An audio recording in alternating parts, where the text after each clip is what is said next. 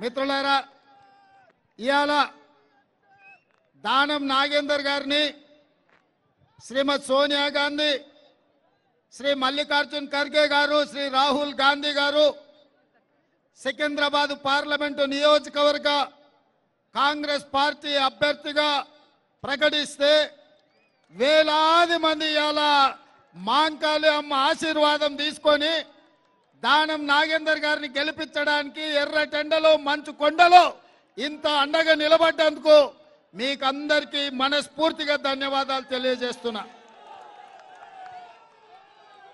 दानम भाई मान लिए, क्योंकि मैं इतना नहीं सोचा था, इस जलसा इतना तरक्की से होता बोल के मैं नहीं सोचा था। मैं मान लिए दानम नागेंद्र को।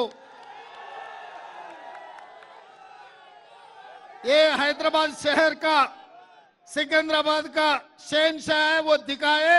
हम मान लिए, हम दिल्ली को भी बोल देंगे।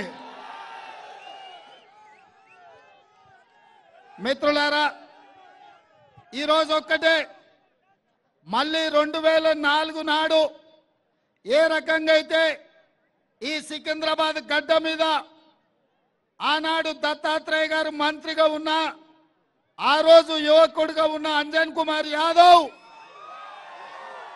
దత్తాత్రేయ గారిని ఓడించి ఈ సికింద్రాబాద్ గడ్డ మీద 3 రంగుల జెండాను ఎగరేసి ఢిల్లీలో కేంద్ర ప్రభుత్వాన్ని సోనియమ్మ నాయకత్వంలో తీసుకొచ్చాడు। మళ్ళీ 20 ఏళ్ల తర్వాత 2024లో అదే సోనియమ్మ నాయకత్వంలో ఆనాటి రోజులను పునరావృతం చేయడానికి ఈ సికింద్రాబాద్ గడ్డ మీద దానం నాగేందర్ 3 రంగుల జెండా ఎగరేసి మళ్ళీ కేంద్రంలో ప్రభుత్వం రాబోతుంది। ఇది ఒక గొప్ప సంకేతం।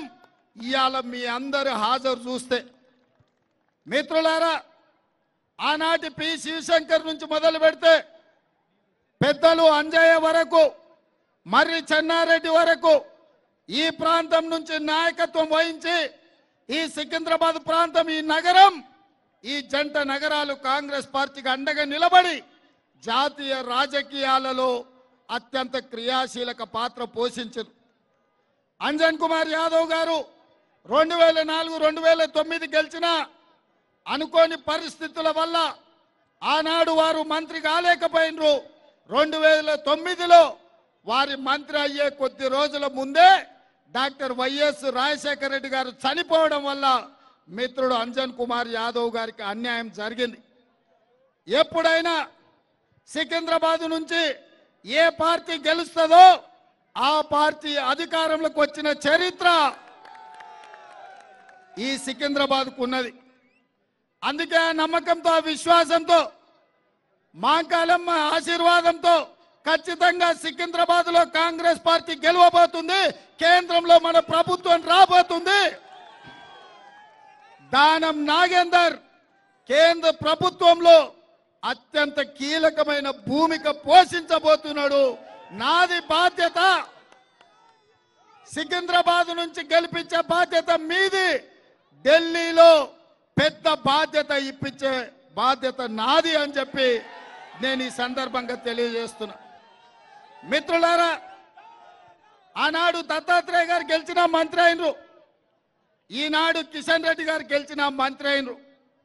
నేను అడుగుతున్నా, భారతీయ జనతా పార్టీ గెలిచినప్పుడు మంత్రి అయితే ఈ హైదరాబాద్ నగరానికి, ఈ సికింద్రాబాద్ నగరానికి తెచ్చింది ఏంది అని నేను అడుగుతున్నా।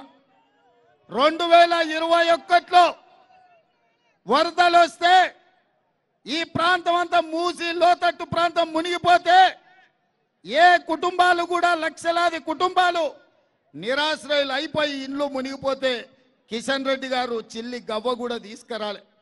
ఆనాడు హోంశాఖ మంత్రిగా డిజాస్టర్ మేనేజ్మెంట్ ఆయన చేతిలో ఉన్న సికింద్రాబాద్కు చిల్లి గవ్వ దేలే। ఈ 5 ఏళ్లు మంత్రిగా ఈ నగరానికి అనుమతులు దేలే, ఈ నగరానికి పెట్టుబడులు దేలే।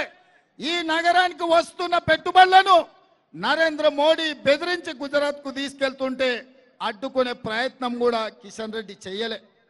అందుకే మిత్రులారా, ఇయాల ఆలోచన చేయండి, ఈ జంట నగరాలలో మెట్రో రైలు ఉందంటే ఆనాడు రాజశేఖర రెడ్డి గారు ఉన్నప్పుడు జయపాల్ రెడ్డి గారు కేంద్ర మంత్రిగా మెట్రో రైలు ఇస్తే ఇవాళ ఈ నగరంలో మెట్రో రైలు ఉన్నది.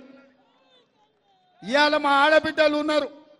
ఒకప్పుడు ఈ నగరంలో తాగడానికి నీళ్లు లేకపోతే పెద్దలు పి జనార్దన్ రెడ్డి గారు, దానం నాగేందర్ గారు, అంజన్ కుమార్ యాదవ్ గారు సెక్రటేరియట్ ముందల ఎప్పుడు కాలికుండల ప్రదర్శన చేసి కొట్లాడి కృష్ణానది జలాలను హైదరాబాద్ కి తేవడమే కాదు, గోదావరి జలాలను కూడా హైదరాబాద్ నగరానికి నీళ్లు తీసుకొచ్చి ఈ దాహార్తిని తీర్చింది కాంగ్రెస్ పార్టీ.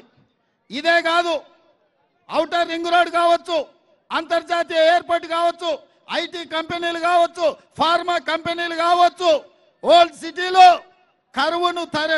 కర్ఫ్యూను తరిమి ప్రశాంతత తీసుకొచ్చి హిందూ ముస్లింలు బాయ్ బాయ్ అని చెప్పి పీర్ల పండుగల మనం, గణేష్ పండుగల వాళ్ళు పాల్గొనేటట్టు మత సామరస్యాన్ని పెంచి పోషించింది, మత సామరస్యాన్ని కాపాడింది కాంగ్రెస్ పార్టీ.